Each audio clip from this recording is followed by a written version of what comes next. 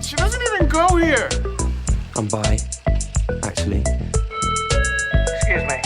Could the ugly, untalented gays please report to the principal's office? Hi, I'm Kurt Homo, and I'll be auditioning for the role of kicker. Hello! Welcome in, everybody. Thank you so much for tuning in to today's episode of Not So Straight Nerds. I'm your host, Luke. And I'm your host, Alicia. And today, we are going to be talking about Season 1 of Heated Rivalry. Woo! The finger bite. Yeah, exactly. Lock it.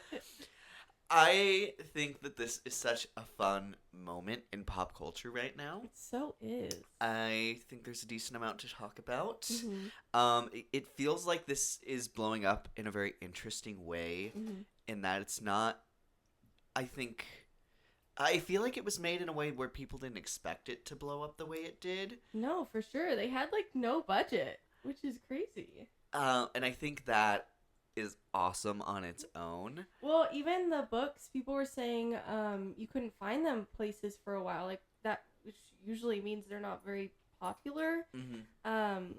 Obviously, hopefully now. I actually haven't really looked, but hopefully now they have them in stock. But I know that can take a while, so maybe not. But that's just kind of crazy in itself, and now it's such a big thing. So good for that author and Good for everyone involved. Yeah, everyone involved in the show, and I love it. I love when this happens, especially to good shows. So Yeah, absolutely. But it also among even television that's really popular, mm-hmm. it feels very different from other shows that are out right now. It does. I would even say as far as romantic drama. Yeah. I don't know. It just feels so not the thing that would blow up as much as it did. It's not a franchise. Mm-hmm. It's the first season of something super original. Yeah. It's not super star-studded. It's mm-hmm. very left field. Yeah. And I think that's very exciting. Yeah. I don't know. I love that it's blown up. I love that it blew up really early, so then we, as a society, could react and celebrate it together for so many episodes. I feel like it kind of blew up after, I would say, episode 2, the first initial drop. So good for that show early on. Especially it was only 6 episodes, so didn't have a lot of time, but it blew up really early. So, Absolutely. yeah. We're getting maybe a little ahead of ourselves that's as okay. usual before we get deep into any of these conversations. Vibe check. Vibe check. How are the vibes, Alicia? My allergies are a little bit up this morning. What's new? What's new? Oh, I'm wearing a hockey shirt. Whoa. Not that I've ever seen a game of hockey in my life. I would love to. My aunt and uncle are really into it, and they've talked about bringing me to a game for years, but have they? No. But they've given me Dallas Star shirts, so there you go. That's the team that they like. Stars! I don't know. I don't know if, this season if they've done well or not. I don't know. I don't know anything about hockey, so other than you want to make it in the goal. So Well don't even know if they call it that. I don't know. Maybe they call it something else. Yeah, I mean essentially goal net. Touchdown. No, Not that. No, I'm so sorry. But I would love to go to a game someday. Whatever team they want to take me to. So. Anyways, yeah. No. My vibes. This is since I've been on break from work. This has been the slowest start to my morning in a while. Interesting. But not to my dogs. They were so hyperactive this morning. Yeah. For no reason. It was annoying. Oh my gosh. Oh, I kind of had the opposite. I feel like once my alarm goes off, my cats are fully wake up, let's go, let's start our morning. Especially Mr. Burley over here. He's very let's go, Mom. He'll walk on my face until I get up. So, which is really fun. Or he'll get hyper and he'll jump on my shoulders, so it's ah. It kind of hurts a little bit. Especially when you're not expecting it. My God. But this morning they were kind of chill. Purr. So, purr. Alrighty. We are going to take this time to say spoiler warning. We Yeah. are going to be talking spoilers for this 6-episode season 1 of Heated Rivalry. Maybe talking about some of the stuff that we've heard from the books. I don't think there's too much of that because neither of us have read them. No, I know stuff about the long game, which is the next. They've confirmed for a season 2. So that's what it's mainly going to cover, at least part, if not the entirety of the long game. So I've heard a lot of stuff from that, but I feel like we won't talk about that because I don't want you to be spoiled anything and y'all to be spoiled anything. Even though the books have been out a while, but I'm sure I'll read it one of these days. I'll have to see if they restocked them, but yeah, certainly before season 2, I'll read I think there's 5 or 6 books technically. Different couples for a few of them, but then I hear Ilya shows up in a lot of them, so we'll see one day. Okay. Well, alrighty. So going into this episode, I do want to start out by saying I do come from a bit of a hockey family, and that my family is super into hockey. Okay. My dad is from Detroit, so our team is the Red Wings. Okay. So haven't heard of them. I don't know anything about, honestly, most sports, so sorry. I think when they, and I like going to hockey stuff, and I'll watch it with my family when it's on, but I'm not super into it the way my dad is. Yeah. But my understanding is the Red Wings were really great when they started as a team, and it's just kind of a loyal. I think they're maybe not the greatest team, but they're our team. I mean, yeah, some of the teams my dad loves in football, they're horrible, but he just has loved them forever, so he just sticks with them, and I guess I respect that. So Shane's mom. She said he's trying to be loyal to me, Mom. That was really funny. The team. But I've been to plenty of games in my life. I've also been to Dallas Stars games. My sister has a season pass with them, so we've gone to a handful of those games as well. My family used to know someone that was a cheerleader for the Dallas Stars, actually, for many years. So it's fun. But yeah, so the basics of hockey, not that super matters to this show, but the aesthetic is familiar. Yeah. To me. Somebody on Twitter said, in this show, hockey is the setting, romance is the plot, and that's so true. Hockey is very much, on the back burner. I mean, in the way that we just never really learn anything about hockey, that's what it never super drives the plot, other than the fact that obviously there's a rivalry there, so they both want to win. When things go wrong, it's more so about their relationship still. Even though hockey sometimes drives that, but yeah, you don't watch the show expecting a lot of hockey scenes. I would maybe say a decent antithesis to this might be Top Gun Maverick, where it's there is a huge play on dynamics and the relationships between the characters, but then I think it does a lot of work to really make the audience understand what is happening with flying these missions. Yeah. And that's also a really big part of that movie. I think of F1 as well, where there was that's another good lot. I mean, there was a lot going on relationship wise, sure, but it was so. It takes a lot of time to explain the sport as well. Yes, and there's a rivalry going on, but because they have to work together on the same team, it still leaves a lot of room to explore the actual sport. I guess I don't know. I'm not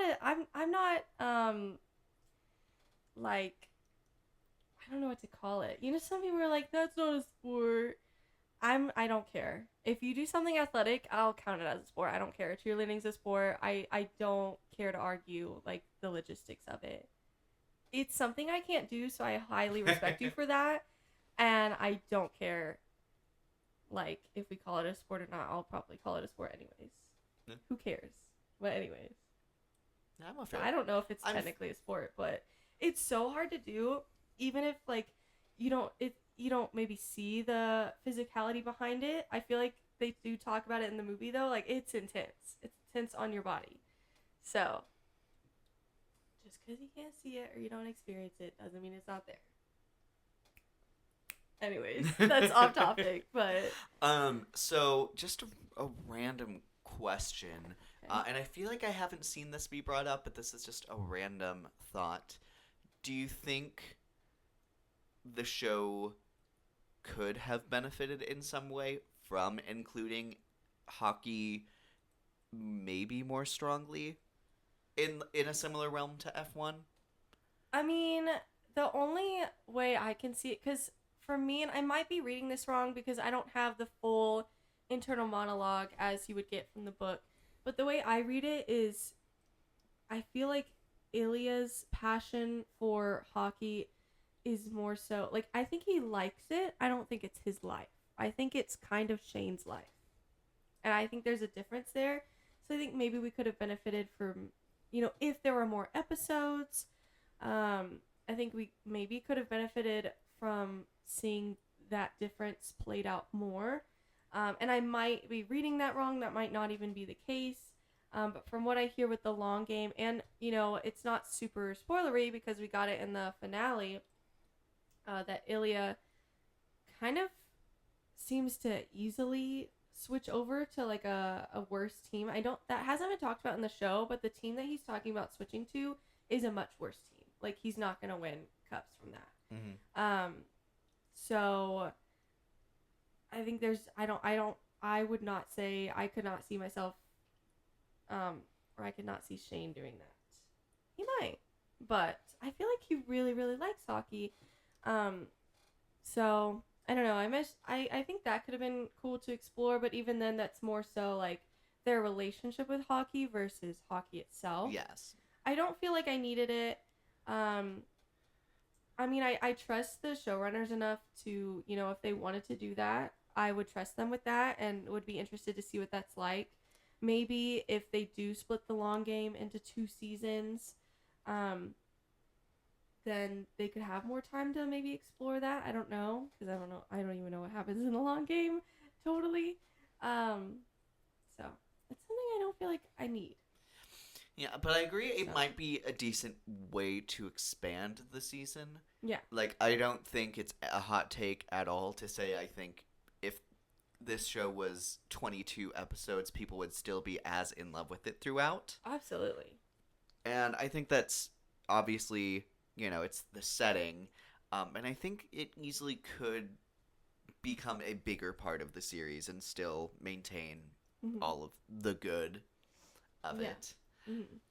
So that's just an interesting little note I thought of. But expectations. Let's start it this way. When did you first start hearing about this show? I'm pretty sure it was about the same time you did, because I feel like just a couple days after I had heard about it, you asked to watch it. So I had known about it by then. I don't know. I guess I hadn't heard a lot. I heard that the intimate scenes. I don't know what we can even. I'm sure we say curse words. I'm sure we could say sex. The sex scenes, I've heard that they were like pretty bold for what you see on TV or movies typically. So people were talking about that, but I hadn't really heard much else. And then, before we actually started watching it. So I didn't have a huge, expectation going into it. I knew there were sex scenes, and I knew it was, a hockey romance. And as a reader, I'm like, I'm down for that. I like sports romance. That's cool. I've read hockey romances before. Not that one, but other ones. So, I don't know. I'm down to watch it. People think it's good. So, cool.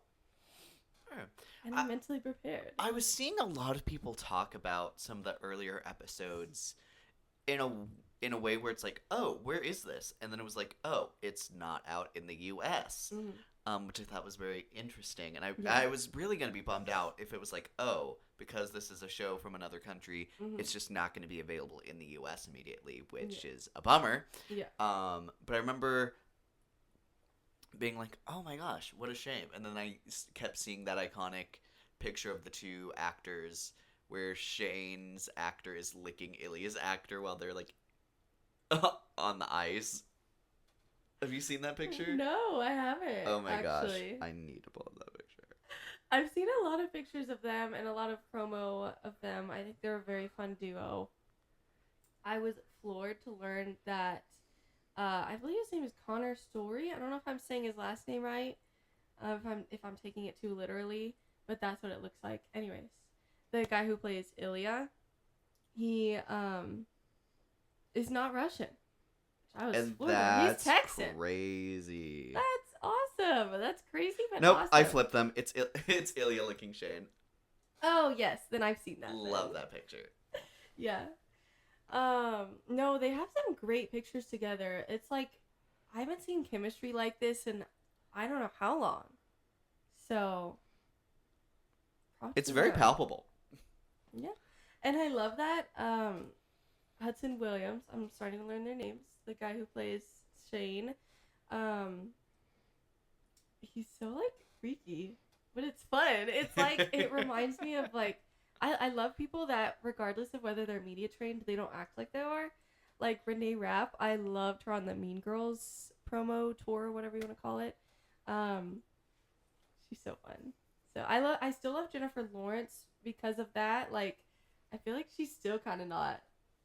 She's media still pretty trained. unhinged. So yes, there's a few clips from her Actors on Actors with Leonardo DiCaprio that I think of, but I also think of the one where she was at the round table with all the other female actors, and who was it? It was like I think it was like the mom from Little Women, but I don't remember her name. She's in a lot of things.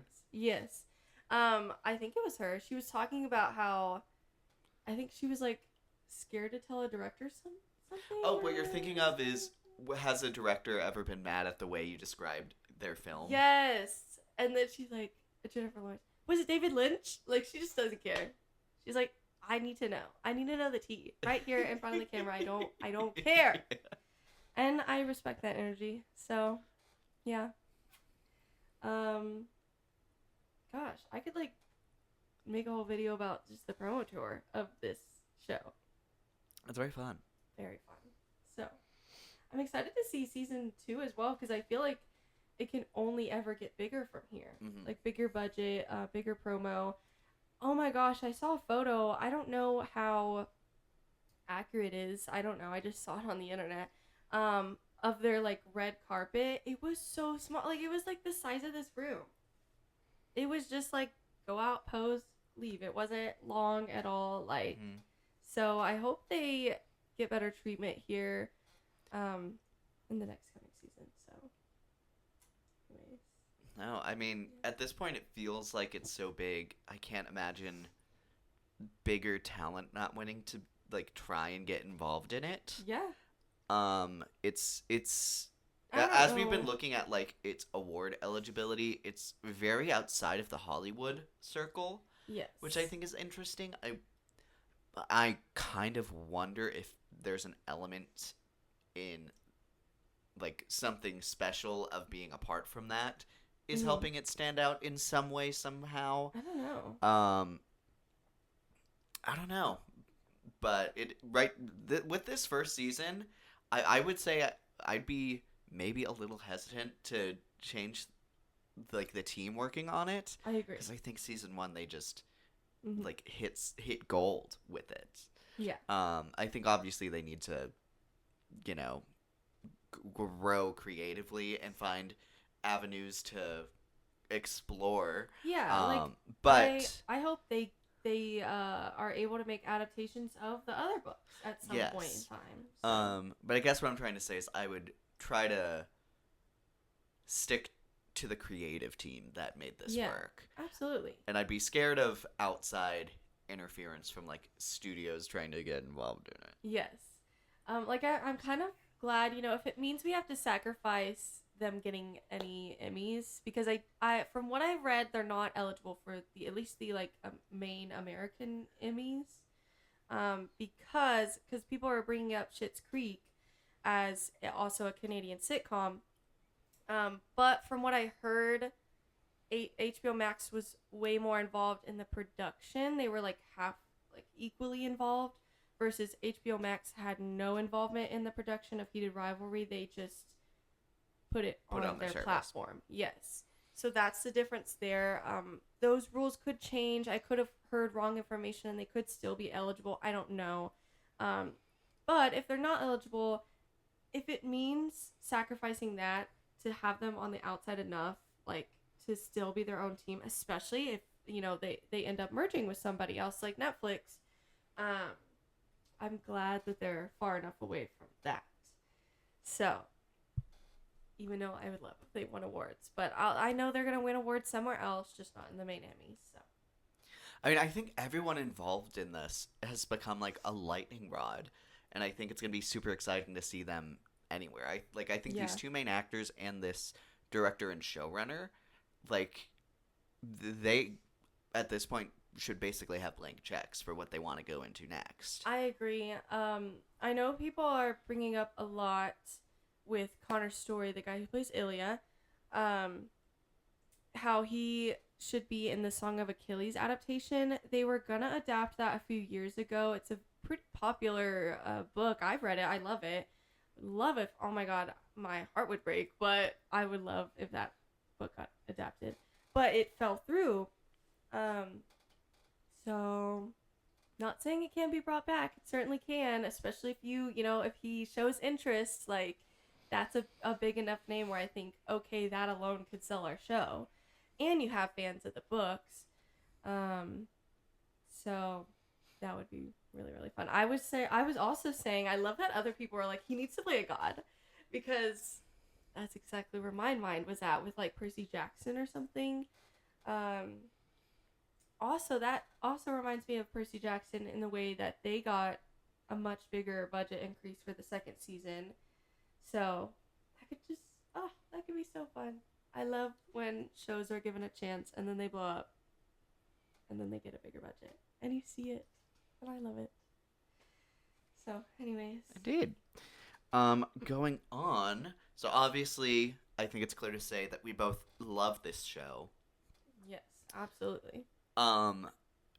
Question that I think might be maybe a little obvious. Is this in your top 10 series of 2025? Oh, 2025, probably of all time. Yeah.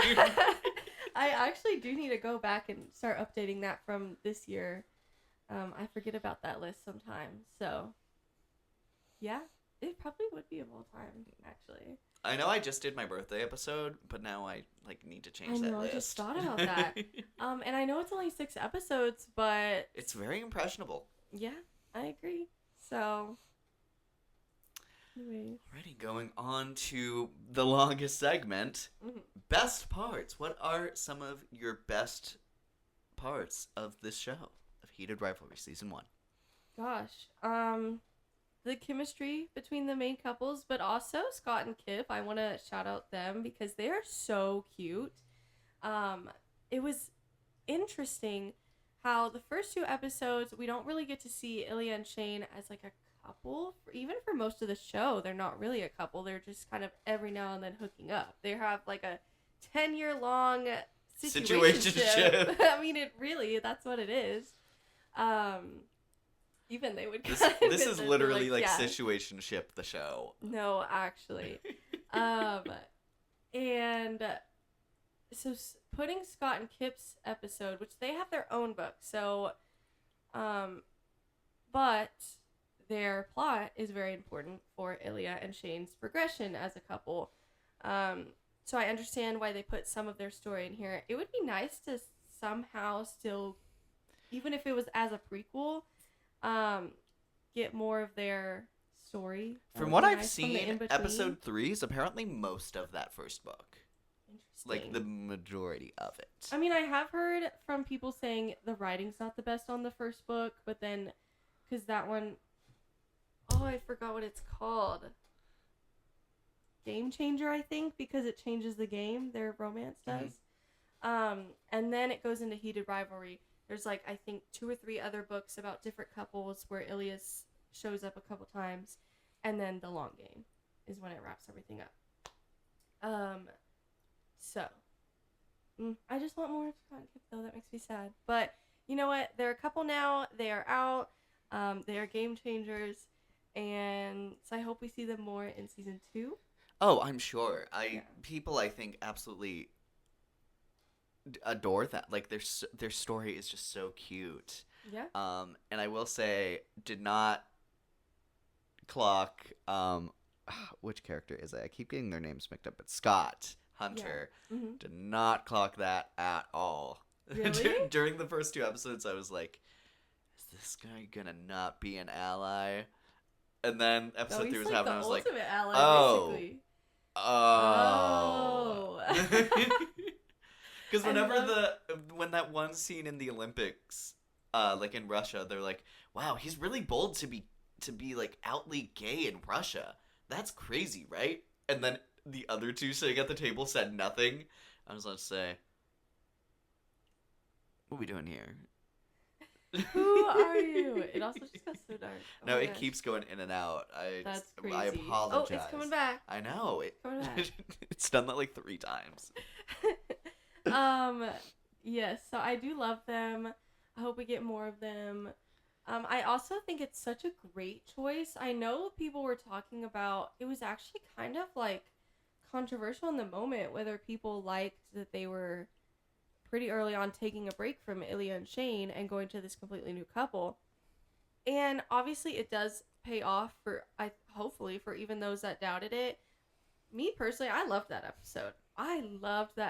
And I think it's an interesting choice to have this couple that acts like such a couple for most of that episode versus our main couple doesn't really act like a couple for those first 2 episodes, which is interesting. It's almost jarring. Like, it's almost like in the moment, I can't lie, I liked them better. They were the better couple at first.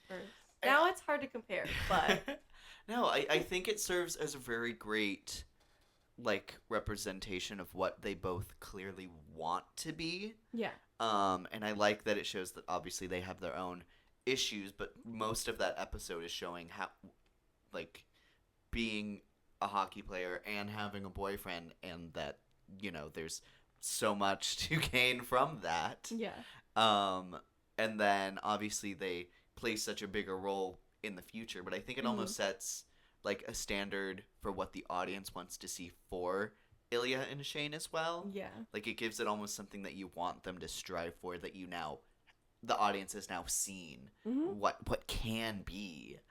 And I think doing that and also making it something super enjoyable to watch, and like, I think that's an episode that almost basically just like stands on its own outside of the entire show. Yeah, I agree. Which I think is always so cool to see from TV. That was just such a great choice. I think placement as well. I'm sure timeline wise that's where they would need to put it, but I don't know, it just fit really well for me, and I adore them. So absolutely. Yeah. And then let's see. Then we go to episode 4. That was the club scene episode where they kind of like break up in a way. I mean, there's a situation, but like they're in a way where don't call me. Yeah. Don't come by my house. I forgot what happens to make Shane then go for Rose, and then Ilya retaliates, and then the whole club standoff scene. I forgot. Well, because I think that night Shane had met Rose, and then they went clubbing, and then that's when, like, at the club is when they, like, became a couple or whatever. Okay. And then that's when Ilya's like, huh?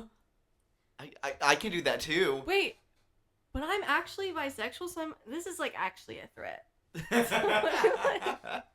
You should actually be scared right now. There's only room for one bisexual in the situationship. No, that was such an interesting episode. Obviously, I was sad, but I don't know. I feel like people on the internet were like devastated. I'm like, guys, they're gonna get back together. Well, but it's like it is directed pretty devastatingly. Like I the know. song choice, I think, is great. Oh, the song I think choice. like the lighting being so like sporadic, I think really sets the mood for where they're at. And I think with Shane, I in queer media, I really I'm gonna say enjoy, but this is just because there's a part of me that just likes being sad when I watch media, just because I love feeling things intensely. Yeah. But I love when they show queer people trying to not be, and specifically that doesn't work. I think that's very moving to me, and that it makes me feel so sad seeing people try to make something that won't work. Yeah. And then it leads to the line later where he's talking to his mom, like, I really did try. I need to die. I felt like dying in that scene. But I also love, well, I'm getting ahead of myself. We'll come back to that conversation anyways. We will. But, yeah. But no, I super love the build up to that. And that ending, I think, is like a very memorable moment in a very memorable show. And then that song like got into the top 10 again after that show. So Heated Rivalry is making its mark, and I love that. Yeah. Speaking of, I want to quickly shout out Rose, as played by, where you at, Spatty? Interesting choice to cast someone from Yellow Jackets that her character is so hated. Interesting. I haven't even quite seen the first season. I've seen most of the first season, but then I found out that like the only character I even liked or could stand in that show was gonna die. So I was like, oh, I'm out, guys. I can't. It's another one of those shows where they have like a younger cast because when they're stuck on the island, and then they have older cast. Some of them make it out, some of them don't. Older cast, I was so over. I'm like, I hate all of you. Younger cast, y'all are at least like interesting, I guess. Anyways, she's the younger version, obviously, in that show. And just her characters. And that actress of hated. Rose is Sophie Nellis, I believe is how you pronounce that. But I remember people talking about Rose, and people like being like, "Oh my gosh, it's Rose!" Yeah. And then very quickly you see what her character is going to be. Yeah. And I remember being kind of nervous for her actress and character. Yeah. Because I think it's a very tricky place to be as a character, especially when there's such high feelings about the relationship that the show is building to. Yeah. But the Very next quickly. episode, like, Ally of the Year. She said, we had sex like, well, I guess they said twice. I thought it was just once, but twice. And I knew. And I knew you were not meant to be on top. She said, no, I don't think that's for you. I don't think that's for you. Put the ranch away. No, but it's so... No, but I loved that scene. She's so good. kind in that scene. And she gives moments where she is very much like, I would like, maybe an explanation. But it's also like, you don't have to tell me anything if you don't want to. Like, I'm clocking it, but if you're not ready to clock it to me, Don't let me clock your tea. She just very beautifully creates such a safe space for him to open up in that moment. And so it's so great that he does. Because you could tell he really needed it. Like, obviously he's very emotional in that scene, finally saying it out loud to somebody else. But I feel like you can also just see the relief in like someone's accepting of this, someone acknowledges this and still loves me for it, and now I have a friend to queen out with. So And I also love the idea, like one of the later lines as they're like leaving the restaurant, where it's like, let's be friends. And no, I'm not saying let's like keep in touch. Like, let's be best friends. yeah. Like I think it's very powerful coming from, you know, someone that you're trying to make it work romantically, and they're like, that's not what this needs to be. It's not what this should be. We're gonna queen out. No, exactly. And then I love all the conversations they have after that. And speaking, we were just talking about Jennifer Lawrence. Oh my god. So unapologetically, she's Jennifer Lawrence. She is. She like dead ass, like the red wig in the back. She's being painted blue. I love that she's like, this movie makes no sense. Yeah. Because then we were both like, wonder what movie this is. Dark Phoenix. Yeah. Absolutely it is. But either way, that's just really funny. No. So, Iconic. anyways, Go yeah. Rose. No, she's great. I don't know how much, if at all, she's in the long game. I'm sure she's got to be in a little bit. I haven't heard of her being in the long game though, so we'll see. We shall see. I don't know, man. I'll have to read the book. Yeah. Also, we haven't talked a lot. I don't know if there's a crazy ton to talk about, but there's one scene in particular I want to talk about with Svetlana. That's Ilya's friend / they do hook up sometimes, but they're also Friends with benefits. Yeah, it's like friends with benefits. So she's interesting. We don't get to know near as much about her, just more so that she's also very much aware of Ilya. She's very ride or die, which I think Yes. is the most important thing to get to mark through. And I love that she is able to really work and be there for both sides of Ilya's character. The part that like he's portraying and like is like the representing Russia, and then the real him, the disaster bisexual that he is.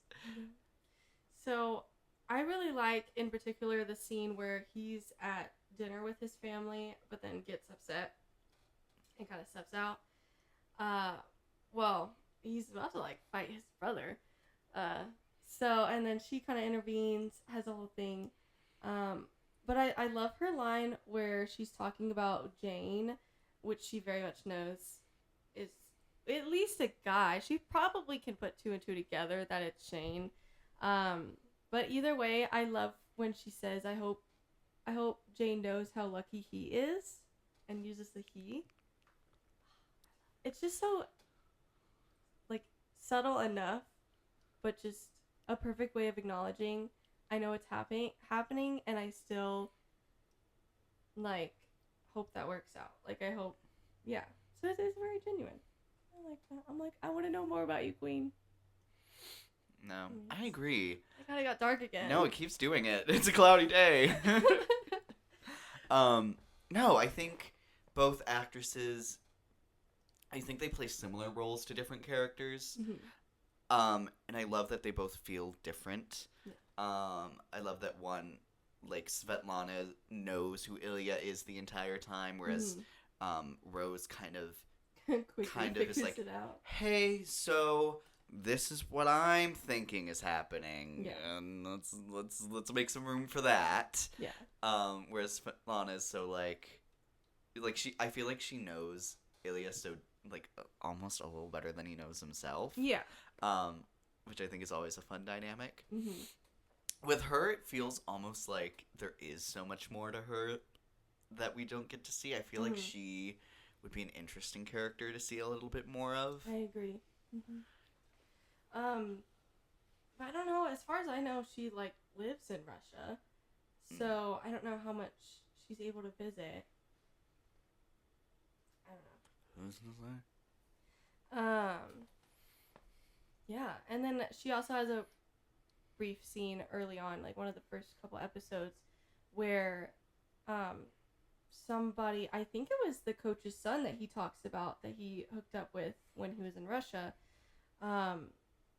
I think that's who he's. It's like in a bathroom, and they're Yeah. like reuniting, and then she's like, "I'm gonna leave you two alone." It also kind of gives that like, I know it's going on Oh, for sure. kind of thing. So some brief moments there, but I would love to learn more about her because I think she's interesting to me. Intriguing. Yeah, and she has such almost like a femme fatale energy. Just so fun. Mm-hmm.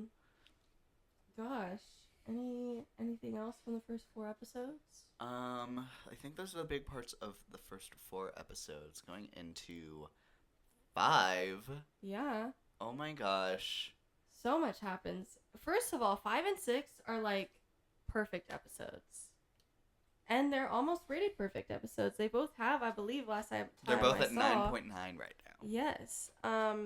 The 5th episode last I saw was the second highest rated episode of all time, just behind a Breaking Bad episode.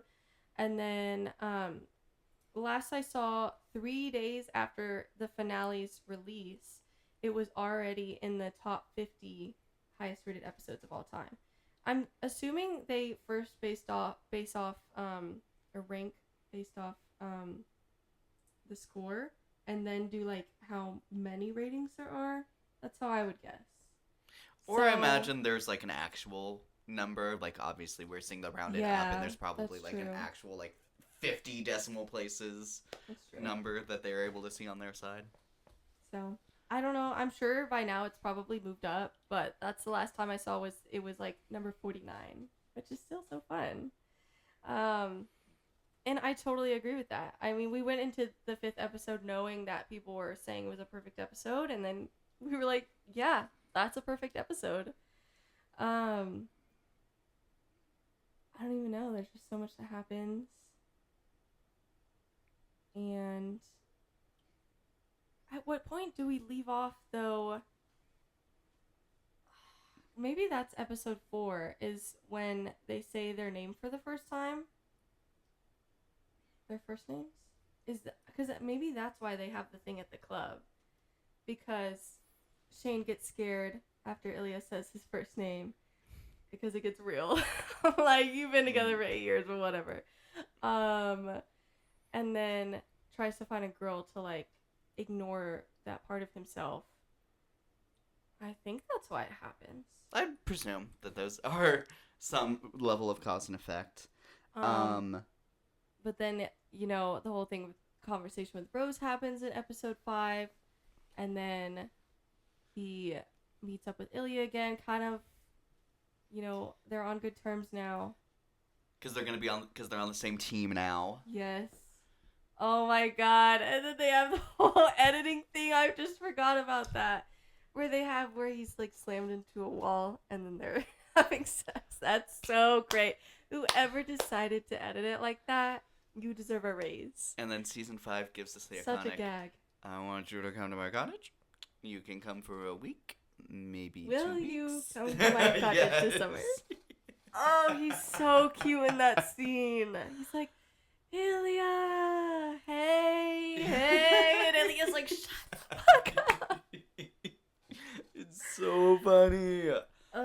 And then it ends with the iconic them both watching with their circles. Ilya's watching with Svetlana, and Shane's watching it with his parents, and they're both witnessing Scott and Kip making hockey history, which is so sweet on its own. I saw a TikTok that was like, POV, you're watching Kip take a sweet ass time to get to the ice, and he's like going like down like dead end rows, and is like, what? Wait. No, actually, it took so long to get there. Also, did you know their ship name is Skip? Which is really funny. That's so cute. I do love it, but it's kind of funny too. No, I love them so much, and that was done so well. First of all, the way they use their small budget in the show is great. I think of the fact that audience in that hockey scene was CGI, which is crazy. Crazy that means that has to be cheaper than getting like real people for a day. I mean, filling an entire stadium of extras. I guess so. And then also in that episode, they have a scene where they're on the beach with sunset or sunrise or something. Sunset, I think. Probably sunset. And that's like just like a screen, and they're just like, I love it. I'm like, but it looks so real. It looks so pretty. So they do it really well. Obviously that's such a big moment for them. I've seen people say, you know, for Shane, that's like a I can have this moment, and then for Ilya, it's like I'm gonna have this moment, and I love that difference. I love what a call, like the call that they pick up, and Shane's like, "That's crazy,", That's crazy, and right? then Ilya's like, "We're doing this. We're doing this." I love it. I think it speaks so much to like the immediate impact of having gay and queer celebrities like out and like visible and in areas of success in their field. Gosh, it's just such like an immediate like, oh yeah, that is why this is good and powerful. Yeah, like somebody has to be first. And I mean, that's in the history books, the people who are first in so many different places. I mean, they start a movement like every time. And it's not always, you know, it doesn't always like open it up like a smooth road, but it always opens up a box I feel like you can never really close again. And I love that. That's very powerful. So props to them. I love the detail that the audience cheer grows louder when they have their kiss on the ice. So, and the commentators. The too, commentators, so many. He's bringing member. down some guy from the ice. What a great day for this fan. He's getting a little lost there, but he's still very lucky. He's taking a long time to get to that ice. It's like from SpongeBob. It's like, he's almost there. Any minute now. 3 years later. It's funny. Yeah. But, gosh, so powerful in just the execution. Yeah. No notes. Ate and left no crumbs. Indeed. So. Bringing us into the finale, The Cottage. The Cottage. Oh my god, this is such a good episode because we finally see them, honestly, for like the first time more than any other time, we see them as a couple, like fully, the whole time there. I love the line, I believe Shane says it, I don't know, one of them says it, where they're like, we're just gonna like sit in silence and relax, and they're like, yeah, I've been waiting to do that. Like, I want to do that with you. It's just do nothing. And I love that detail. And then obviously they have so many cute moments. I love when Ilya's in the water and Shane's sitting on a rock, and he like grabs his legs and he's like, give me a kiss, and he's like this. It's just so like it's just giving married couple. I love it. And then, oh my god, making me cry, the conversation they have when they're by the fire and Ilya's about talking his about his mom. mom. Oh, kill me now. She'd love you like I love you. Kill me now. The fact that, I mean, the way he... And then and what a great line. Like, what a beautiful and romantic line. How can you top that? Say that in Russian. No, and then people are pointing out that he might have recognized those words because he said it on the phone call. We forgot to mention that in episode 5. What an amazing and beautiful scene. Oh my god, yes. Oh my god, I love that scene on the phone. We were basically talking about how, like, if they are going to get nominated for anything, whether it's the main Emmys if they're able to, or other shows, they would get nominated for, like, Ilya would get nominated for episode 5. Like, and that's you would his see episode. that scene of him on the phone. Yes. And then, oh my god, for someone who doesn't know Russian and has to do an accent, like, props to him, give him all his flowers. And then I feel like episode 6 was truly Shane's episode. Mostly because, like, it's him, it's his coming out and him, yeah, you know, dealing with that relation dynamic Mhm. with his parents. Yep. And he does that so well. I love the scene with his mom, and I love the scene where him and Ilya are on the couch talking about how Ilya could marry Svetlana. I don't know how that would help with the citizenship, I guess. Maybe Well, it's I'm missing because something her there. dad is like in the Russian government, so she would be able to pull strings to get To a get visa. stuff, right. But I love when he asks him to not do that and they'll find another way, and then he has tears in his eyes. I can't. Shane, never be sad another day in your life. I can't handle it. But yeah, and then the parents finding out, rather the First dad off, finding out seeing and running the- away.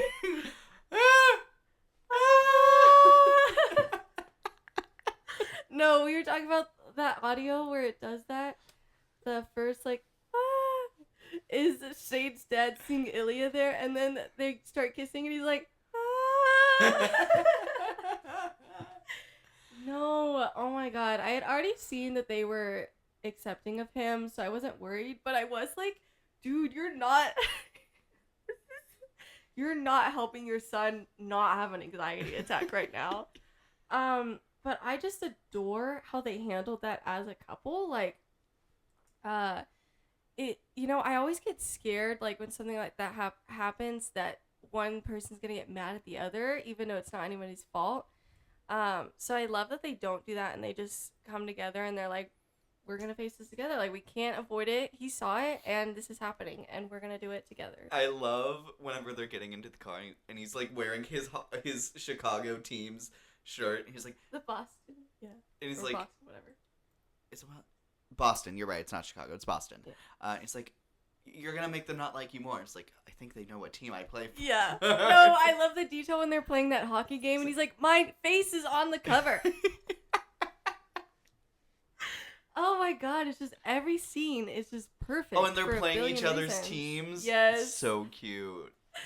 And And then when they go, and then I see people being like, him like eating pasta the entire oh my scene. god. First of all, I love it because it's just funny that he's doing that while Shane's like crashing the fuck out. And then I also love the detail because, it's who knows how many like family home cooked meals he's had, first of all, and ones that have gone well. Like, he may have had good food, but there's, I'm sure from what we've seen, always been fighting. Versus here, it's just more so like a healthy family conversation. I also loved the way they got around the continuity was to put the pot in front of his plate so he could actually eat and you wouldn't have to worry about the continuity there. Very smart, very clever.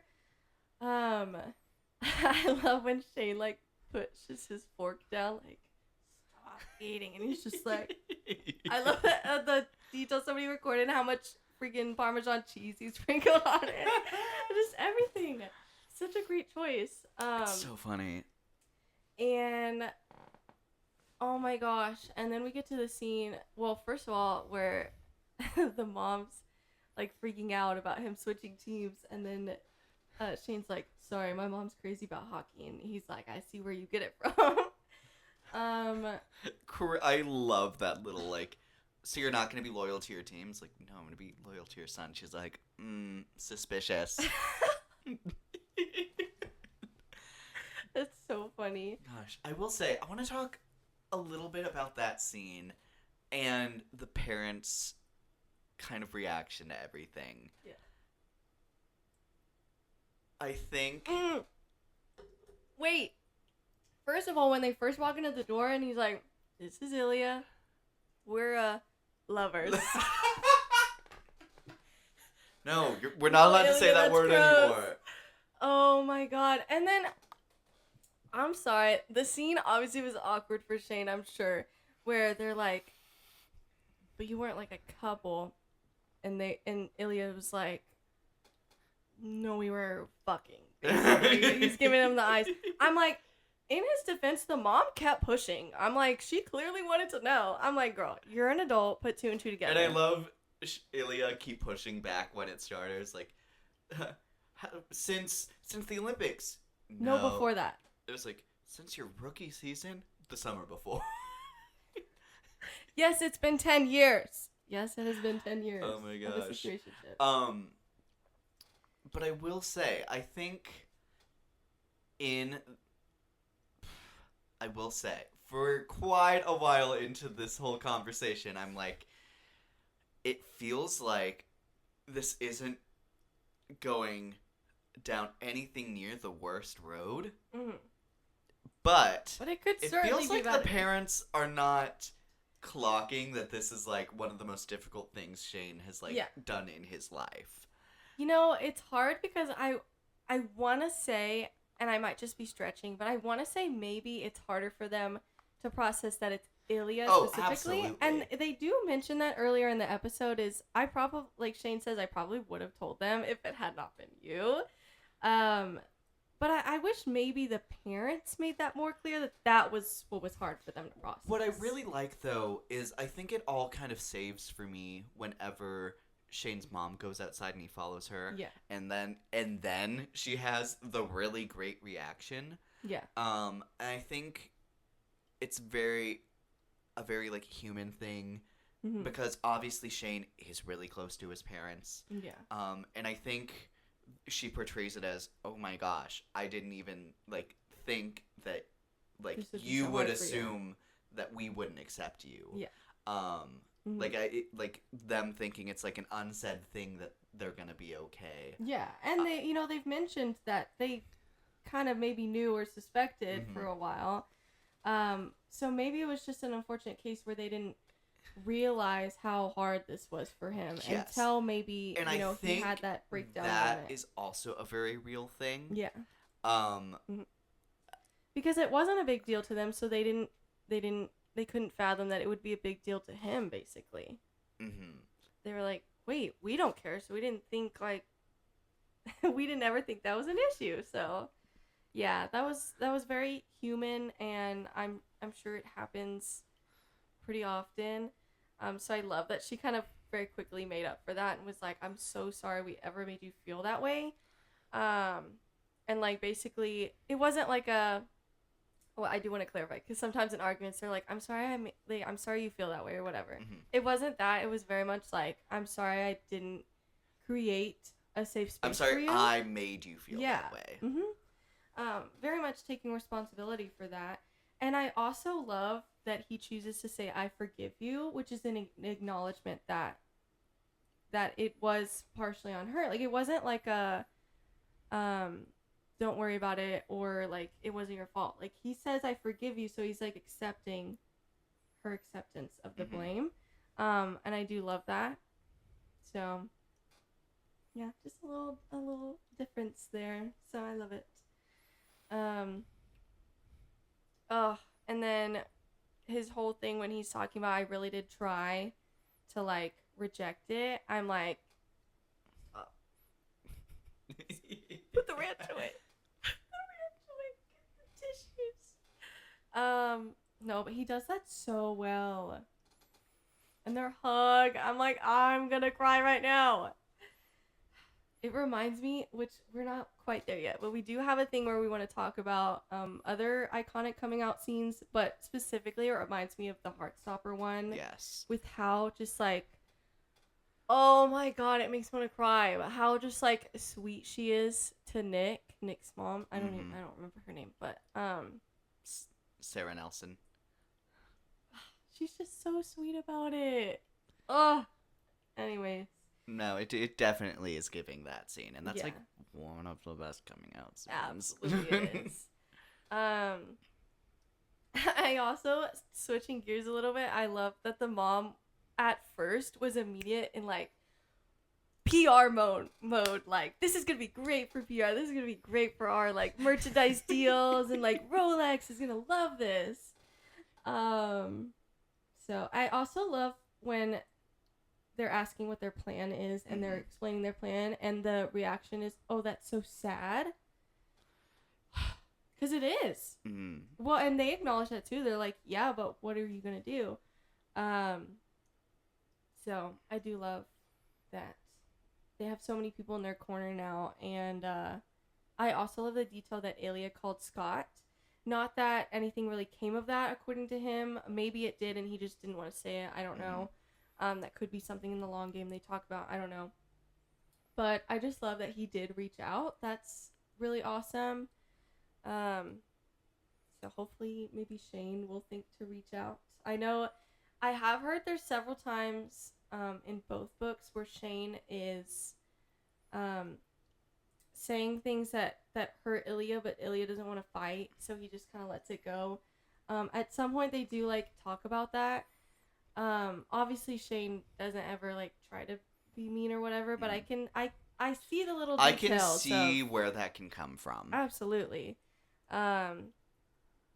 Even just with details of he didn't call Scott. That's just a detail of like he's friends with Scott. Like he knows Scott, and he didn't think to reach out after that. I think does speak volumes to that makes sense that they would have fights over that. So, well, not fights, but yeah, that would be a thing that they have to address at some point. So, yeah. Oh, and then I love in the final credits when it's them driving back to the cottage. I thought that was so cute. Yeah. And then I also want to say, I think it is such a great stopping point for the season. Mm-hmm. There was another show that I remember, we were watching it very recently, where I was like, I feel like I don't know what this show is building towards. Like, why is this going to be where the season stops? Yeah.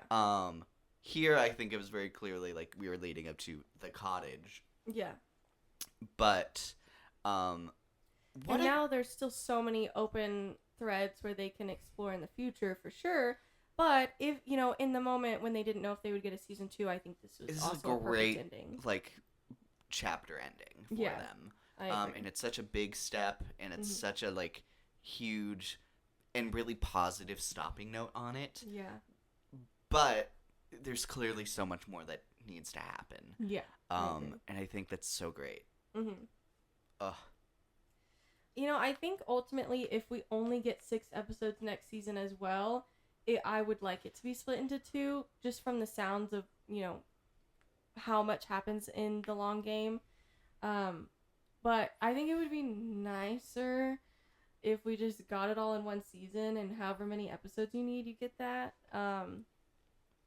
But that just kind of depends on if they ask for that, because I think they could be given that. I think they should be given whatever they ask for, but it just depends on what they have a plan for. So I have a question for you. As you've just said, this first season is 6 episodes. Mm-hmm. Our main characters aren't really even the focal point of episode 3. Mm-hmm. So this whole situationship happens over 10 years in 5 episodes. Mm-hmm. But I mean, that's because they don't interact a whole lot more. Like, we get their interactions in 10 years, which is crazy. The long game is very much like Ilya moves teams, so they're closer together. So they have a lot more interaction and an actual, like, more so relationship to now explore. And now they have to figure out, let's navigate our relationship. Let's navigate, do we want to come out? When do we want to come out? Do we want to get married? When do we want to get married? Like, there's questions here that could be explored. And so I could see it easily being more than 6 episodes, for sure. But I don't know if they have room or if they want to make any room for other couples, because I don't know timeline-wise when certain things happen. If it is just Ilya pops up a couple times in those other books, they could just have that not happen or have that later. Wouldn't need to, like, go in order that way.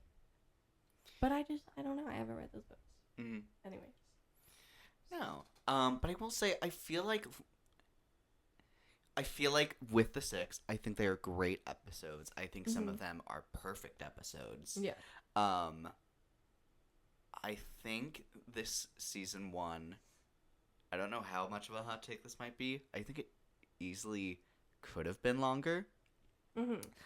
Should have, I think, Yeah. is almost impossible to say because I think the first season is still great, like Yeah. borderline a masterpiece. Yeah, and I'm just happy this got made, you know? Yes. But I think there's so many really great supporting characters here that I think if they wanted to go longer, I think there's plenty to explore with those as well. Yeah, for sure. And specifically with even just with our main characters, seeing more in their relationships with these people. Yeah. I think that would be something very exciting to see going into future seasons. If they do, I would love to see longer seasons. Yeah, I agree. And so, ears open. That's my wish. I mean, there's a good amount of HBO shows that are like 10 episodes or even 8. Like, I think next season minimum needs to be 8. Yes. Even if that means they still split it up, that's fine. It just needs to be longer than 6 at this point. Yeah, I agree. Moving on. This is technically going to be labeled worst parts.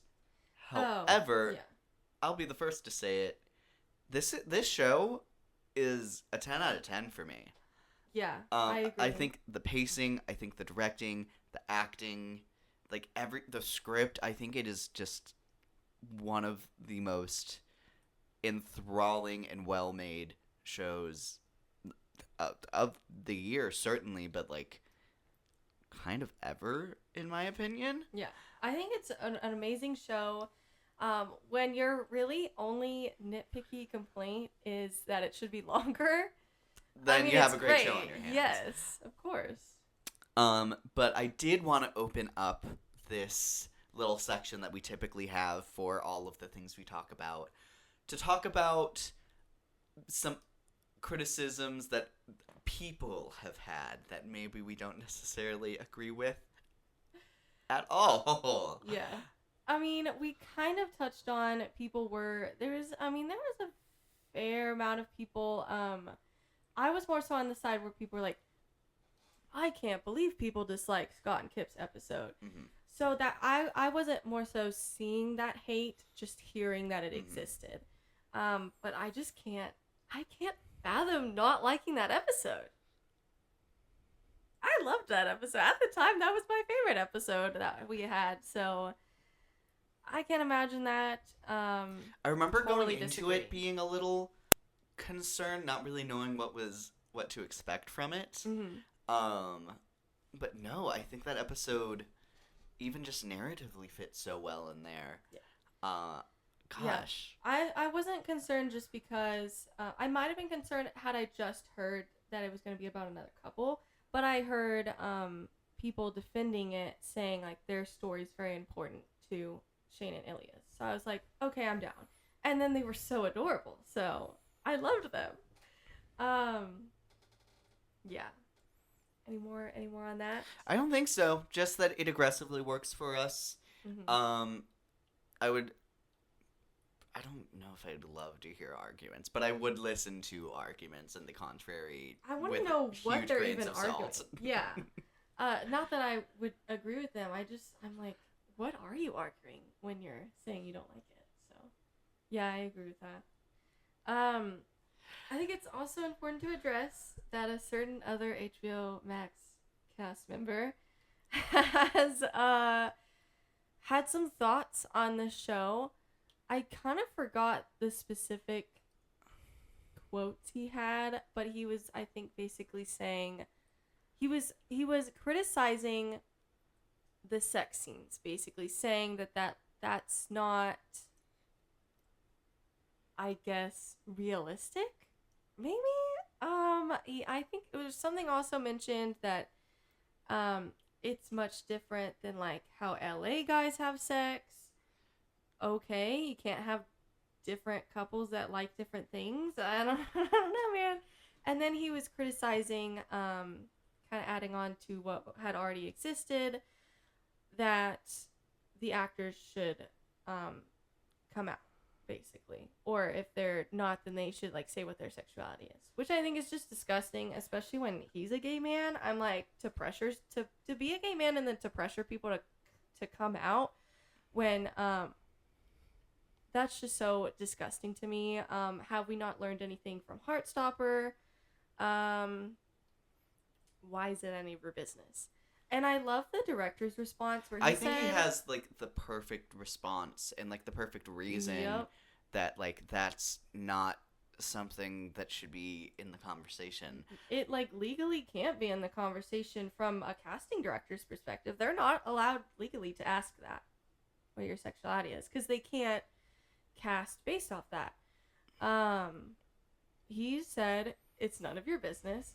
We can't legally even ask, and we're looking for people who have great chemistry and are willing to tell the story as it is, and that's them. Yeah. I'm I'm sorry that they outact you and that their show's doing better than yours. It's giving jealousy. I will say, I remember seeing So. some people in the some gay people even being like, I hope these people are like actually queer men, and then being like, sorry if I want gay characters in media to be represented by gay people, and I can I can understand where that sentiment is coming from. I get wanting the representation. But it's like, again, look at the Heartstopper situation. See why you can't ask this. yes. Because they could be queer and they just don't feel comfortable coming out yet. And you no matter talking how about that- public they are as a figure, that's still never going to be No. any of your business. No. There's all kinds of reasons. They could have stuff with their family or friends or whatever. They could live somewhere where it's not safe. They could... Look at the show Just- itself. Like, with Ilya all being kinds from of Russia, where it reasons. is unsafe for him to do that. Yeah. So it's just, there's a billion and one reasons why someone could not be ready to come out, even if it's legal where they live. And that's none of your business. They could just not want that to be public knowledge because they don't want people having input on that. And I think that's valid. So to pressure them is just crazy to me. Yeah, and especially for if anyone is willing to commit to these characters, and like if it's landing in the queer community, it shouldn't matter. There should be a level of separation between a character and their actor anyways. Yeah. Borderline, I think that is a huge thing that people forget, especially when it comes to really obnoxious or hated characters. But even when it's characters that we like really like, it's really important to remember that the actor is not the character. Yeah. And it's, you know, Oh, and I love that the unhealthy director, to act that way. Yeah, the director basically said, Shane and Ilya are yours. These actors are not yours. Exactly. So I think the director was the one that said that. Somebody said that, and I loved the way they said that. So, anyways, yeah. So I don't think it's anybody's business. It's not our business. I know Shane's actor. He has a girlfriend, but again, doesn't mean anything.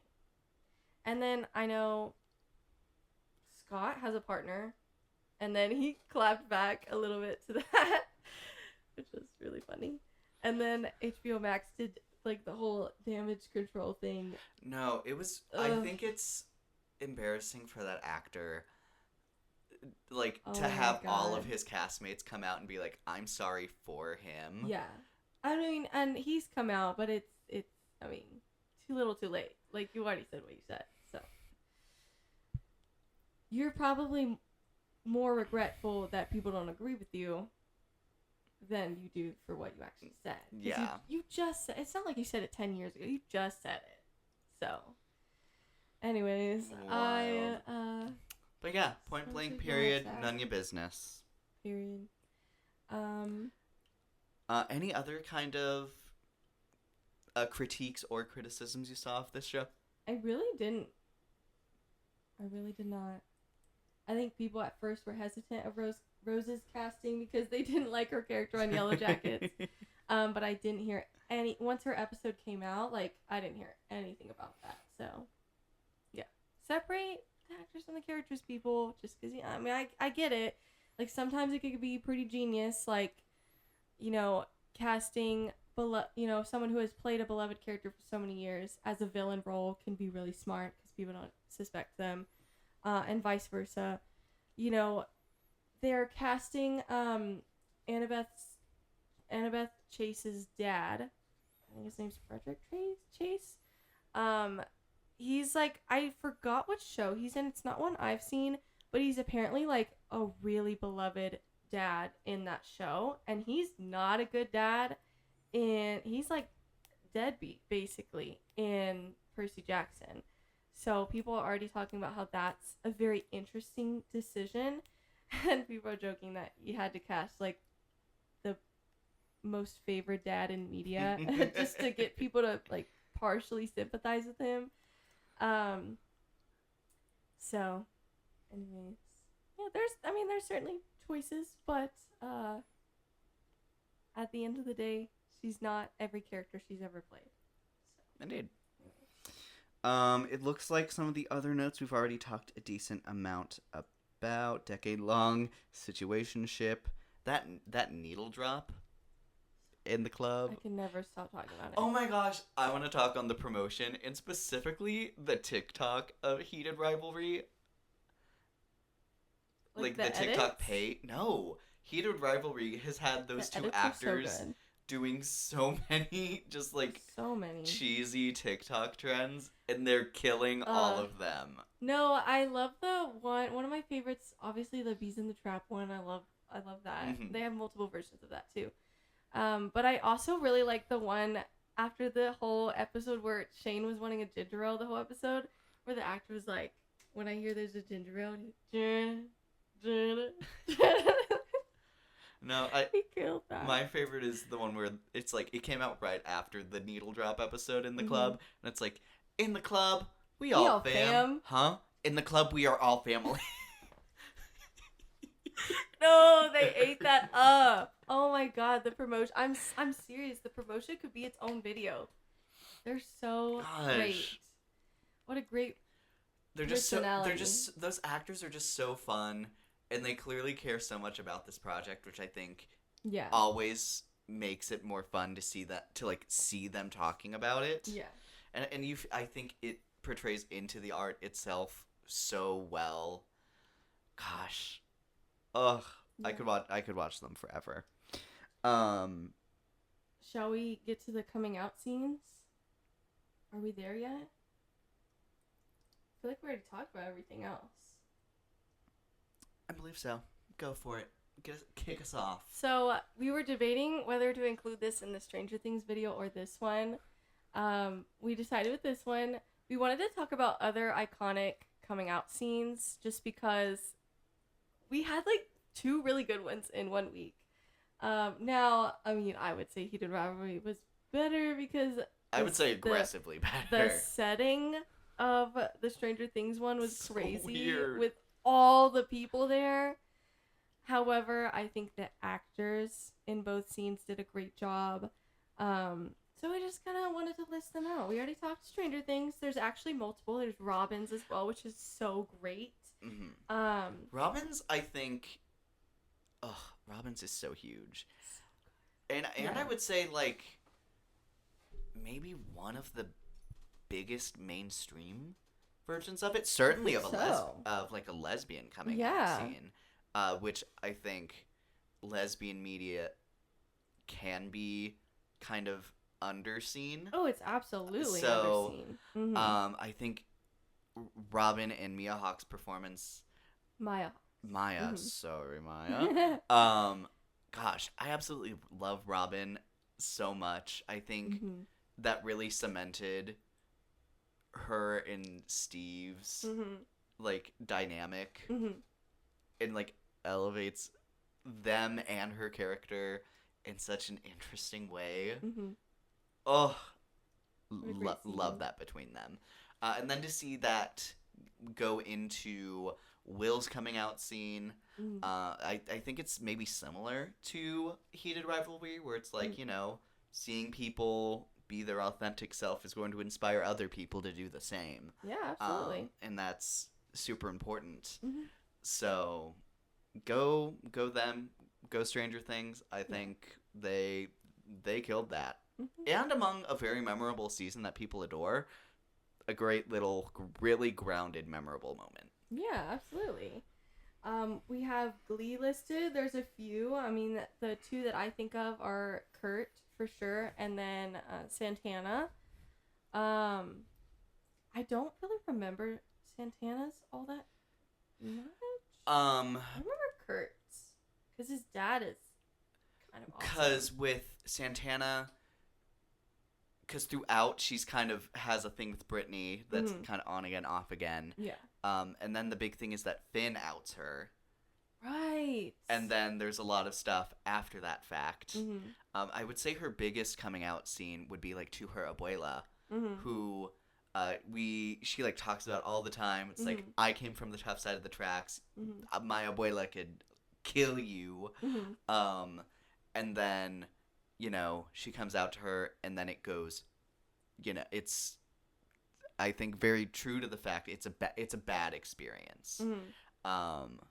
Which I think it's really Maybe important. That's why I don't remember it. It's really important to see positive experiences of coming out, but it's also, on the other hand, important to see why it's so difficult and why it continues to be really hard. Yeah. Basically. Oh my god, we forgot. Keep going. Yep. Gosh, and it's the first time I think we've ever seen her abuela in that show. But then she goes on, like, there's a reason, like, stuff like that doesn't get talked about. And I think, I absolutely love Santana's actress. I think that's one of her best scenes. Yeah. Oh, it's so emotional. R.I.P. For I real. forget about that sometimes, and it's sad every time. That one hit me like a bus. Yeah. Oh my gosh. No, but that scene she did really well. No, she. That's probably I kind of remember it a little bit, but there's probably a reason I shut it out a little bit. Let's see, Shadowhunters. That's an iconic one. Yes, when he just walks up to the altar. Love Shadowhunters. It's not a great show. It's like a good show. Either. Okay. But I love the cast so much. It's specifically, what is it? Malik and I don't know by now. When I watched that show, I absolutely loved them so much. Yeah. God, and what so iconic to ditch your set. But she was such an ally about it. Yes. Arranged marriage to go with your wizard boyfriend. Ate that. I'm sorry. Absolutely love them. They are the reason to watch the show to the end. They're the reason to read the books, except I still couldn't make it. Those books are props to. There's a lot of them in that whole universe. There's 20 plus books. And I maybe made it to through 2 or 3. I know I stopped halfway into one of the books. I just can't remember which one. Let's see. Heartstopper, obviously we kind of already talked about that one.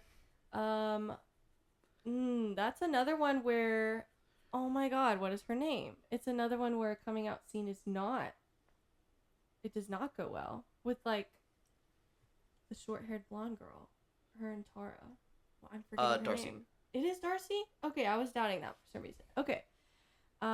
That's another one where it doesn't go too well for her. Well, I mean, she doesn't have but it's very clearly not a safe space for her. I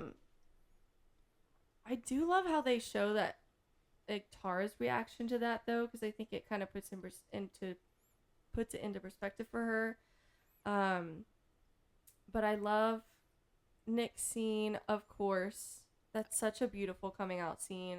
Honestly, might be my favorite. I that's certainly my favorite. Yeah. And certainly up there with kind of just the best. Yeah. I would say. Obviously, that's all a matter of perspective, but I think it's just acted and put so well. Yeah. Olivia Colman, you're amazing. I also really like Isaac's in a way. To Isaac's, his I think, is friends. built up really well. Yeah. I think it's very similar to what we were just saying about with Shane, with like the trying to be quote unquote normal. Yeah. And I think the discovering of who he is done really well. Yeah. Once again, almost maybe a little uniquely seeing it in art form in front of him through queer art, also important. Yes. I loved that part of it. And then there's the iconic line of, do you think the fish is gonna be okay if he doesn't have anyone's like? And Nick's like, well, he's not alone. Look at all the other fish in here with him. It's just like. And then let's just shout out Nick's "I'm bi" actually that he says so many times. It's in our intro. Yes, so yes. Oh my gosh, there's so many that we're gonna leave out. I just know. But we have Young Royals. Obviously has some go well, some don't, and with certain people it works out for them in the end. But it's a journey to get there for them. Indeed. I do love that show overall. It's just a little depressing. So.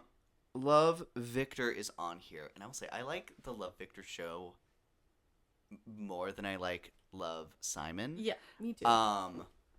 But with Love Simon, I will say he doesn't really get a proper coming out scene because that's taken from him. But I love what essentially is kind of the coming out conversation with his mom. Yeah. After the fact, and it's like, hey, you can breathe. You are still you. Yeah. And like you can just focus on being you right now. I think that's super powerful. And essentially kind of what the coming out is supposed to kind of signify. Yeah. So I love kind of coming at that from a different angle. And then in Love Simon, Love Victor, I think it explores what the movie tries to do a lot more in depth. It has way more time to go into depth, and I appreciate that. They use their time well. It's a good show. I did love that show. Yeah, and then going into the second season, because obviously the season 1 ends with Victor coming out to his family, and I actually really love his mother's arc throughout the second season. Yeah. I think that's a really, I would say, it could easily backfire for that actress, because I think it could be something that could go very wrong. But I think she absolutely nails that performance of like, you know, obviously you love your son, but you have so much that's ingrained in you. Yeah. Of like, this has been I've been told this is bad all my life. And then I think it's so powerful that like, whenever you hear someone else saying the things directly to the person that you love, that you are like trying to fight through in your head, that's when it clicks into place what's right and wrong. Yeah. I think that's a super powerful thing. For me, it's just, I love that it just shows almost in a way how illogical it is to hate something like that. And just to really face, it's almost like you've been lied to in a way. I mean, obviously those people who are ingraining that in you, it's not a lie for them. Like, they are hateful. But it's just, I feel like that's the way, because I was raised where my family went to church and stuff, and it just, a lot of stuff never clicked for me because it didn't make sense to me logically. Like, why would I hate this? Why is this wrong? Like, and they don't like when you question things there. So it's just, yeah, it gives that experience of like, you're saying this, but my heart's telling me something else. Like, this just doesn't, it's not adding up to me. So I do love that representation as well. Of coming around, it takes, sometimes it takes people a minute. I would say I think that's such a realistic look at it. Yeah. And then I'm gonna skip that one. Go to Brooklyn Nine-Nine. Rosa Diaz. I adore you so much. Yes. Love her bisexuality and her like her coming out in a way that's like so Rosa. Like, hey guys, I'm this. I didn't want to tell you guys, but then someone found out, and I'd rather you all hear it directly from me. Mm. I will not take any questions. Like, it's Thank you. Goodbye. I love her as this character. Yeah. Ugh, and then she became a bi icon. Mm-hmm. I adore her so much. And I think there's a couple of moments that I think are very powerful in Brooklyn Nine-Nine. Yeah. Even though I think it's a great comedy as well. Yeah. Her and her bisexuality, I think, are some of the best, like, actual, like, drama moments in the show. Yeah, I agree. Shameless, there are a couple. Obviously, Mickey has a very iconic one where he just, like, beats everybody up in the bar. Love Mickey. I don't really remember Ian's, though. Ian trying to has one where remember. he comes out because he originally was dating Mickey's sister. Yeah. And then he puts her hand down his pants to be like, see, not gay. And like, that's bold. You know, it was of its time. Shameless is Not a perfect show, but... Pretty Little Liars you wanted to touch on. Yeah, Emily, I haven't seen that show in a while, but I do remember that was very early representation, I feel like, in my life. I feel like that one and Love, Simon, they may not be perfect, but, it's getting the ball rolling, it's starting things, and that's important. So, always loved Emily. It's very fun. She's a fun character. They explored a lot with her. I mean, every girl in that show was a little problematic. They were like the mean girls of the school. But, yeah, that was just something I wanted to shout out. So. Another big one that we forgot is The Half of It. Yes. Oh my god. Yes. Another another example of, a coming out going badly, and then kind of the follow-up to it being okay after the fact. Yeah. And I love that one as well. Yeah. Oh. Ooh, another really beautifully iconic one is The Sex Life of College Girls with Leighton. Oh my god, Renee Rapp kills that. And also just knowing that she at least partially resonated with that in real life as well, because that's around the time where she started to discover, she at the time came out as bi. I think now, more recently she's came out as lesbian. But she just kills that scene. Oh my god. I love how emotional it is, but how great her roommates respond in their own maybe quirky ways. I love that her roommate gets her like a freaking pride balloon. She's like, did you give me a pride balloon? Oh, that's so funny. But that's another. Oh, I love that show. It's so underrated. So I'm so sad Renee Rapp left, but it's okay. It's okay, Maddie. You explore your music because you're also great in that place. So. I think Sex Education is probably also a really big one. I've not watched that yet. Oh my god, you should. Yeah. That show shows a lot of different, very deep moments, and they explore it so well. It also reminds me of a scene with Amy Lou Wood. She's in that show. Another reason you should watch that. Where something happens to her on a bus where this guy ejaculates on her, and she kind of faces that where it just makes her feel so gross because it's not like they had necessarily physical contact kind of assault, but it was still very much an assault. So it's just the way they did that was also so beautiful. She has this moment she burns the jeans and I love that scene. They have a lot of very powerful scenes in that show. You should watch that show. They just explore all different kinds of sex really well in that show. So very fun. Okay. And then the last one, I think you just typed this one Yes. out, is Red, White, and Royal Blue. I can't believe I almost forgot about that one. You know, maybe it's not the most perfect movie, but I think it's good enough, and it has a special place in my heart because I also love the book. So just wanted to shout that out. Obviously, for at least one of those characters, well, for both of them, really, that was really hard because of their parents' powerful positions. That's another one that reminds me of just like they're almost like rivals. No, I mean, it's they are giving rivals. Heated Rivalry. Yeah. So, yeah. Oh, we skipped one. One Day at a Time. That was yours. I Yes. think. Yeah. That's a show. I think I was able to watch it on Netflix at some point. I don't know if it's still there. It's very I called it like my fun little woke show. It's one of the like children in this like Cuban family. Mhm.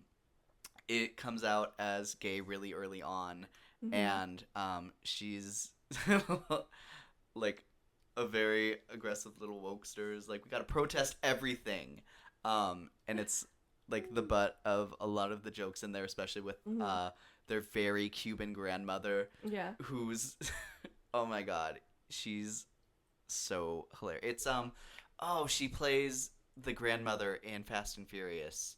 Oh. She's Helen Mirren? no. No. She's in Dom's those movies, grandmother. though. Oh. Oh, but she's so great. Let me see. Rika. Hold on. Who is she? Deserves a shout out. She's so great. Why is it showing his wife? Oh. Rita Moreno. Okay. Adore her. She's also in the Spielberg's West Side Story. She is. Is she? Was she the? Didn't she win an Oscar? Not for that one, but for like the first one. I think so. I think I Oh, I love her. I believe so. She's so great in like everything, but she's really able to shine in this show in a really fun way. Oh, it also has the "Who's Josh Groban? Kill Yourself" guy in it. Oh my god. No, it's so cute. But yeah, and then like dealing with because their family's also specifically their grandmother comes from a very religious background.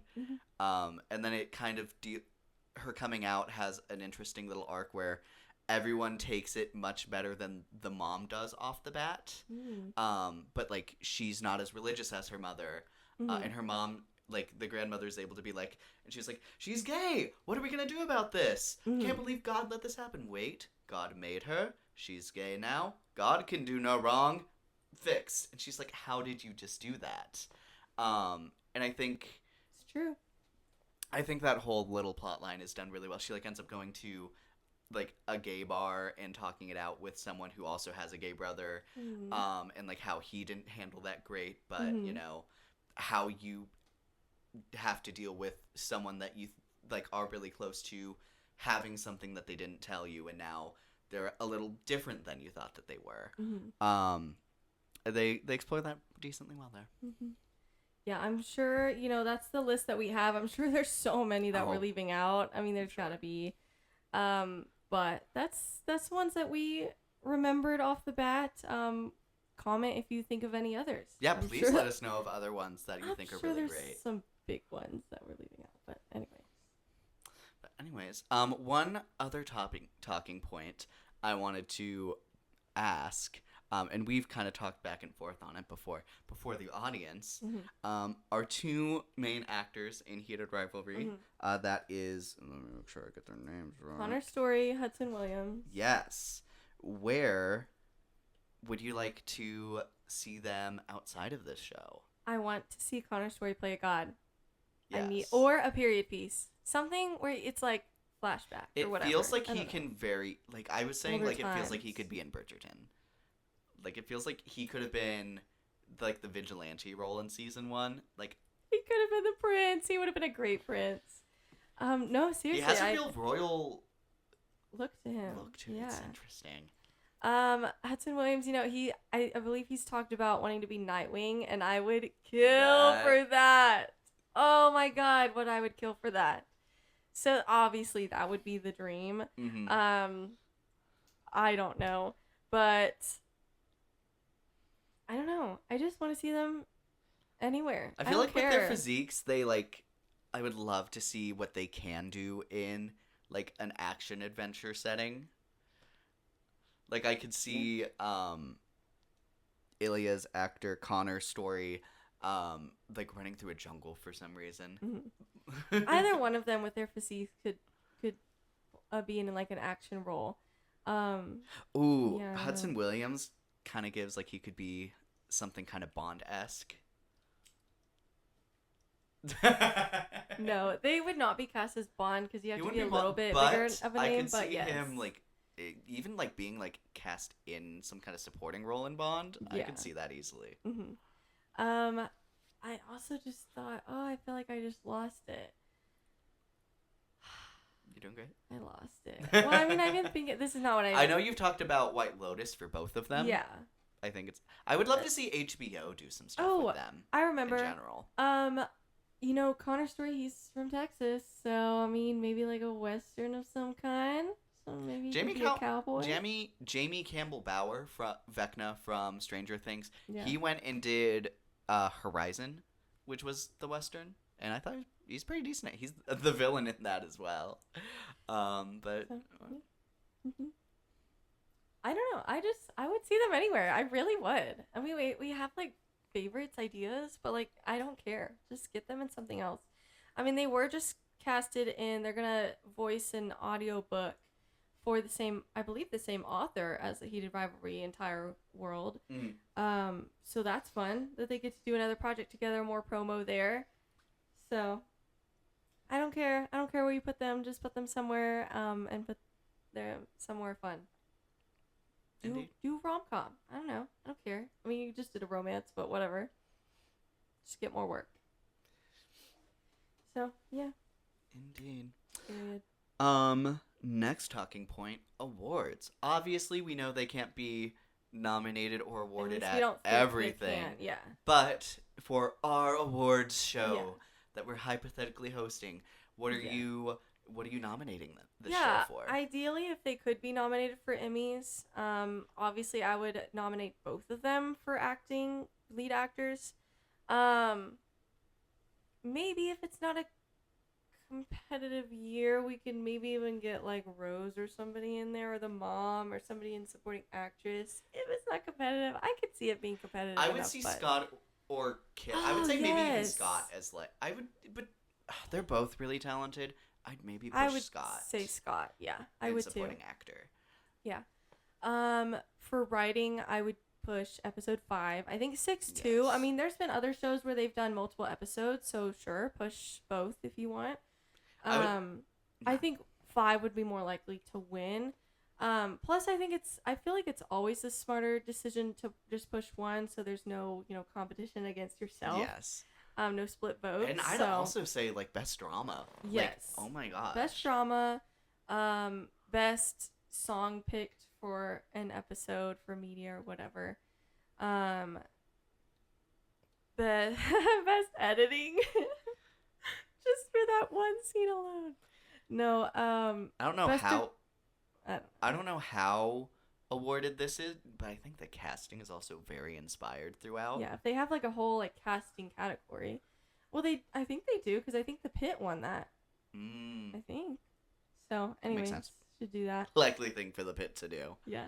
I wonder if, since Rose, I don't know, she technically did show up in 2 episodes, so she I don't think could be a guest actor. Because I think it has to stick to 1 episode. I think so, because that was the problem Unfortunately. with White Lotus. Sam Rockwell. Yeah. Best directing for the 5th episode, as well as writing. So yeah, best drama. Indeed, it truly, I think, is just firing on all cylinders as a show. Yeah. And I have a lot of faith that in another season, in its next season, it's going to continue to be as strong. I'm going to be very surprised if they misstep. Yeah. So I agree. I very much agree. I'm looking forward to it. Alright. I think you might know a little bit more than me about what is going to happen in season 2. But let's say before you even knew that, what would you like to see from the story going forward? You know, I actually would love to see them more as a couple and having those kinds of difficulties, obstacles, whatever. We already kind of talked about, we would love to talk about, the fact that sometimes Shane can be insensitive with things because Ilya, and maybe not realize that, obviously it's not purposeful, but because Ilya seems so, he doesn't show a lot of emotion sometimes. That can be hard to read when he's hurt by something. I would love to see more I think people call it like domestic moments where it's like homey and coupley, like the kiss or the fact that they had their feet together in that one scene was really funny. Just stuff like that, like cooking for each other. I would love to see, I'm assuming at some point in the book they have to come out to the public. I want to see what that looks like. I don't know what that looks like, so I actually don't know if that happens, but I'm just assuming I would assume it has to happen. I would love to see them maybe start to come out to their team, maybe. I also want to see, because people have explored the idea that Ilya is like the better captain and Shane is the better player. And I would like to see, therefore, Ilya more in a captain role. If he is, I don't know if he is in that, but I know he switches teams, but I don't know. If on each team that they're separate teams, they're captain. We'll see what happens when he switches. Yeah. Once he switches, I don't know, but I would love to, because I can see that with, I don't know, he does seem like a leader type, so that can be really fun. I also know that just because he does switch to a worse team doesn't mean he doesn't care about hockey, point blank, period. So I would love to see them explore, because I want to say that's why they end up having the conversation of sometimes you don't think about my feelings. Like, just because I switch doesn't mean I don't care. It doesn't mean it doesn't matter to me. And I think they have a conversation of like, you're not realizing that, like, what a sacrifice. Yeah, that's a huge thing. Yeah. It's basically he's giving up his career, basically. And also what a big deal it is to never go home again. I mean, someone pointed out, not to get dark, but like his mom is probably buried there and he can't ever go to her grave again. Like, it's so serious to him, even if he doesn't like his family and maybe won't miss them a crazy ton, especially now that he doesn't have to worry about his dad. But it's still such a big deal to him. So I would love maybe for them to explore that, especially if they do come to a decision that they're ready to come out. Like, maybe they have that conversation of maybe one person's ready and the other person's not. I don't know. I just want to see more, not like fights, but just like, I want to see them working through things. Well, I think there is, I think, nobody wants this. Like, I think season 2 was really interesting because it went from season 1 and them having this great chemistry and the start of a relationship, and then season 2 I think was really interesting in that it was like the honeymoon phase is over, you're a couple, and two people will not agree on everything. So I think it'd be very interesting to see Heated Rivals go into that and see how they get through issues like that. I would also love if they talk more to Scott. I think I would love to see them bring in the supporting characters to a broader extent. Yeah. I want Scott and Kip to continue being involved in the show. I'm sure at some point, if they do start to come out to more people, that's probably where they'll start. Because they'll know that they'll have an ally there. And I just hope that, that maybe we also touch on that just because they came out doesn't mean you have to, like, be ready. And it can be different for you. Like, it's not like it's easy for them now. I'm sure they still have their own things to work through. But, yeah. Oh, I want to see Kip's dad again. Yes! Oh, my God. I want to see them as a couple now. Even if they're not the focus, like I feel like the next time we see them all at, like, the awards gala, like, I think that's going to be a great scene. Yeah. So. I also really want to. I hope we get to see Rose and Svetlana again. Yes. Svetlana, I hope we get to see a little bit more about, maybe specifically with his plan coming out, the acknowledgement that he won't be able to come back. Yeah. I think that there's some stuff they could I do with want her to know there. what that means for her too, though, because I don't know. Like, would that potentially maybe put her in danger too because she was so close to, Ilya? I don't know. I don't know. I just want to see more of her, and then, yeah.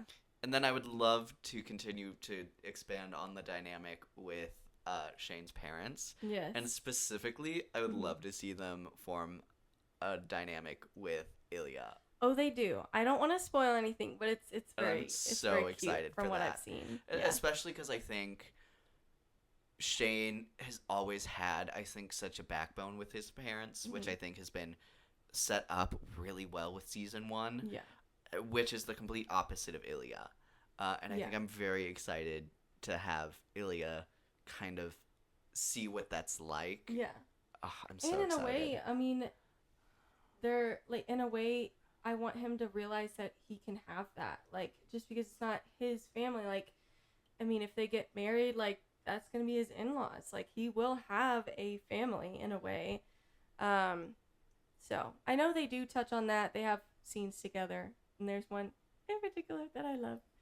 So, yeah, I'm just excited for everything. Even if some of it's sad, it's okay. We're gonna get through it. It's real parts of a relationship. So, Indeed. yeah. Yeah. Any last thoughts on Heated Rivalry Season 1? I don't think so. Watch it! Yeah. Oh my god, please watch it. It's not long. It's 6 episodes. You could binge that in a day. So, Indeed. yeah. Go watch it. All right. Be prepared for it to consume your life, though. Yeah, I have seen people say that. My gosh. Yeah. Well, alrighty. If that is going to wrap up our conversation, you can watch Heated Rivalry right now. In the U.S., it is streaming on HBO Max. So we'd highly recommend that you do that. And until next time, thank you so much for watching. I'm your host, Luke. And I'm your host, Alicia. And this has been Not So Straight Nerds. Bye.